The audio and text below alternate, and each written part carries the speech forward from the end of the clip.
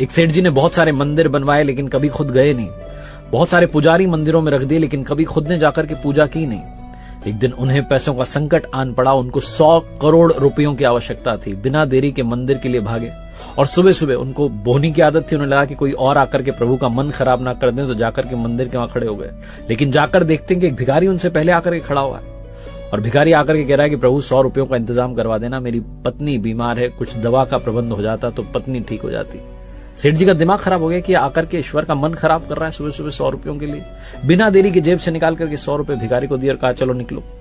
भिखारी ने भगवान को प्रणाम करके कहा क्या बात है, आपने तो पहली बार में ही प्रार्थना स्वीकार ली। और अब सेठ जी का नंबर आया। सेठ जी कहने लगे भगवान 100 करोड़ रुपए का इंतजाम करवा दो, 100 करोड़ रुपए का इंतजाम करवा दो।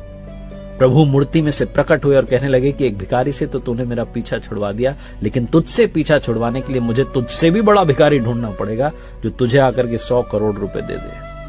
सेठ जी की आंखें भीग गई। उन्होंने कहा प्रभु ये क्या कह रहे हो, आपने इतना बड़ा ताना दिया। भगवान ने कहा और क्या, तू हमेशा मांगने ही तो आता है, कभी मिलने नहीं आया। अगर मिलने आया होता तो संकट तुझ पर कभी आया ही ना होता। कहानी का सार बस ये कहता है कि मांगना बंद कीजिए, अपने आप को समर्पित कीजिए और कहिए प्रभु आप कृपा बरसाइए, सब आपके हवाले।